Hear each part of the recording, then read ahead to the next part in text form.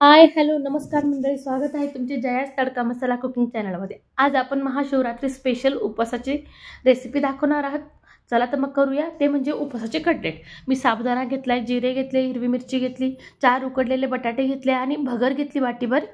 आता साबुदाणा आणि भगर एकत्रितपणे आपल्याला मिक्सरला काढून घ्यायचे आहे। तुमच्याकडे याचे पीठ असल्यास अतिउत्तम। मी हे मिक्सरमध्ये एकदा फिरून घेते बघा।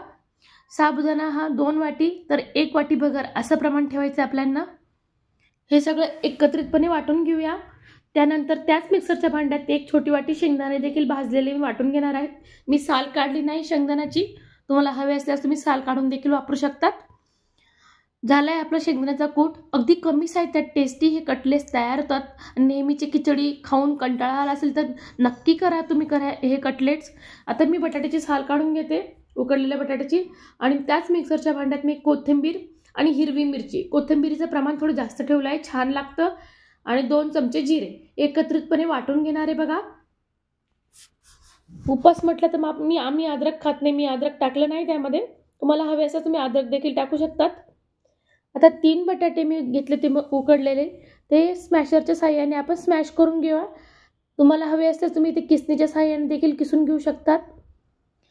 त्यानंतर यातील मी थोडे पीठ काढून ठेवणार आहे आणि बाकीचे पीठ मी यामध्ये मिक्स करते। साबुदाणा आणि भगरचे मिक्सरमध्ये केलेले पीठ। त्यानंतर चवीनुसार मीठ टाकायचं आपल्याला, आणि कोथिंबीर आणि हिरवी मिरचीचं वाटण जे केले ते 1-2 चमचे वापरणार आहे मी। खूप टेस्टी होतात हे कटलेट, नक्की ट्राय करा। कमी साहित्यात अर्ध्या तासात हे कटलेट्स तयार होतात।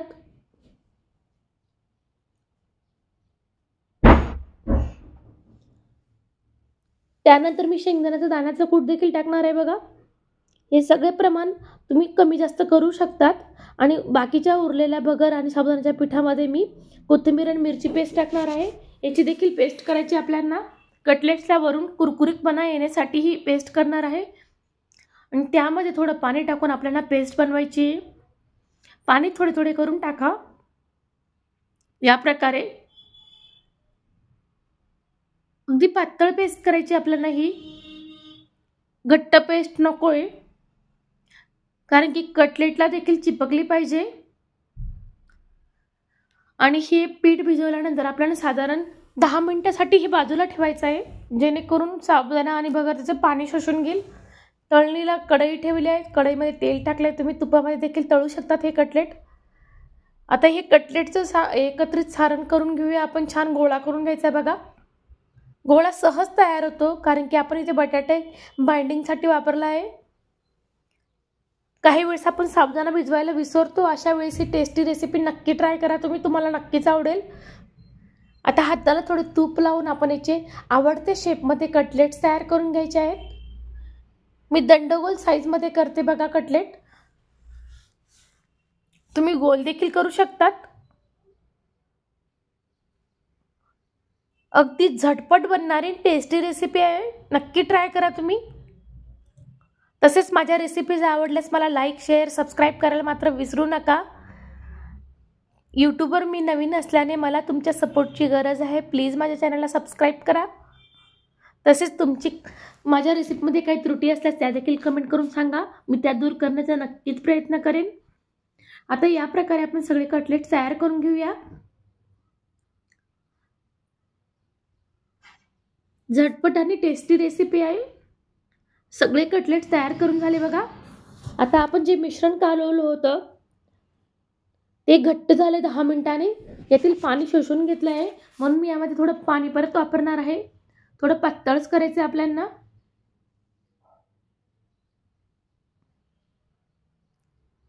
छान मिक्स करून घ्यायचंय।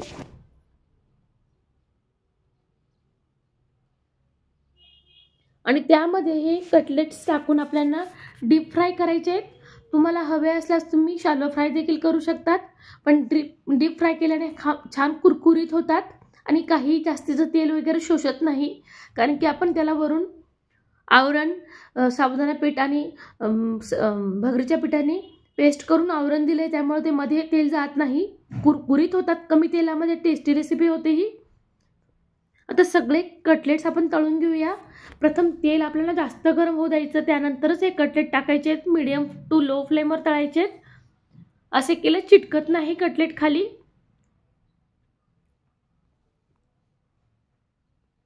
अगदी 7 ते 8 मिनिटात छान गोल्डन रंग येईपर्यंत तळायचे आहेत आपल्याला.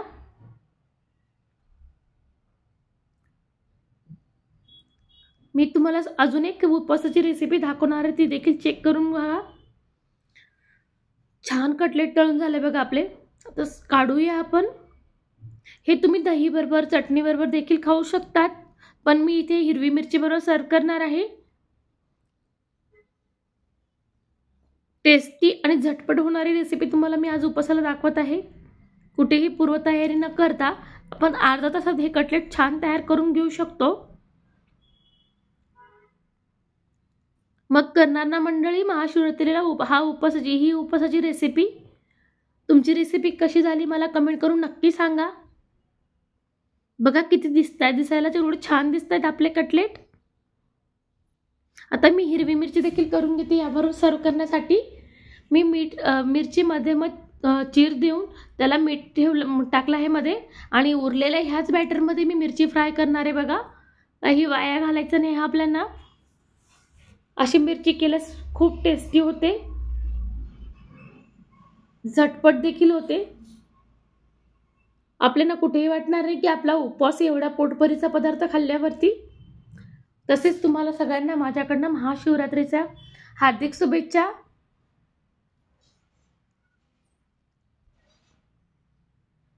आता मिरची देखील आपली छान कुरकुरीत झाली बघा तळून.